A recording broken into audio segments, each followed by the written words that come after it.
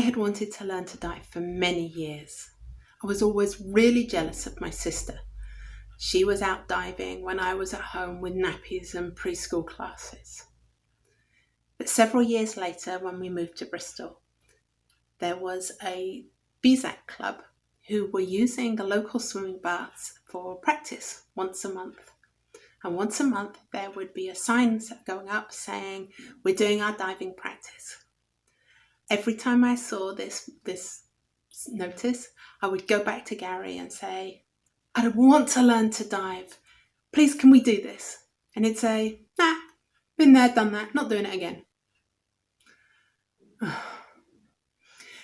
Anyway, I have no idea why it took so long, but 5 years later, one of our pub customers came in and said, "They're doing a tri-diving session in the pool in a couple of weeks' time. Would you like to do it?" Yes, I would. So, when the time came, I went to the swimming baths and we all met up in the bar. I was introduced to the woman who was going to be my instructor, and we went down to the changing rooms. And we got into our swimwear, and then she got this equipment and she was fitting it on me. She was pulling straps and pressing buttons, tightening things. I felt like a pack horse. Anyway, once she was happy, she put the same equipment on herself. And then we were standing in the shallow end of the pool. And she explained to me that she wanted me to put the regulator in my mouth. And then we were going to kneel down, take a few breaths in and out, just to make sure that everything was okay. Fantastic. So I put the regulator in, kneeled down, took a breath, and nothing. It was like breathing through a plastic bag. So I shut up, said, "I don't think it's supposed to be this hard. This is not good." And she said, "It's okay, calm down. There is a little bit of resistance. What we're going to do, we're just going to try again. I want you to put the regulator in your mouth, kneel down, and we'll take a breath." Okay, I'll try again. So I put the regulator in my mouth, knelt down, and I breathed in. It was just nothing. It was even harder. It's like trying to breathe through a glass bottle. I shut up. She stood up with me and she said, "What's wrong?" I said, "I can't breathe." And she reached round behind me. "Shit," she said. "Your air's not turned on." Well, that would explain it. So she turned my air on. We tried again. Obviously, it was much easier to breathe when my air was turned on. And after a few breaths stationary, we started swimming around the pool.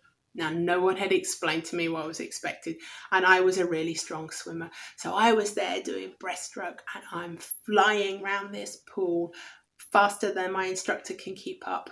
I'm really Speedy Gonzales here. And I loved it. It was absolutely fantastic. But after about 20 minutes, she stopped me and she said, "Oh, I can't keep up with you, but how was that?" And fantastic. I really enjoyed that. So we went back, we took the equipment off, and we met upstairs in the bar again afterwards. And so I saw my friend Richard, who had originally told me about it. And he said, "How was it?" I said, "It was fantastic once she turned my air on." Of course, they fell about laughing. And this woman took a lot of stick for that. Quite rightly too. She should not have been put in a complete beginner in a pool with no air. But hey. So Richard told me that he'd been watching me while I was swimming around. And he said, "You were going far too fast there." "Really?" He said, "Yeah, the point of diving is that you're going to go and see stuff. You come flying up to things at that sort of speed, you look like a predator, and they're all just going to go. It's all going to move out the way, see nothing." Ah, okay. I hadn't realised. So, I learned a couple of things from that, which I keep with me to this day. First, You never let anyone anywhere near the water until you have had them breathe through their regulator for a couple of times, and watch their needle to make sure that it's not moving, so that you know that their air is fully turned on. And 2, diving is about seeing stuff, and the slower you go, the more you get to see.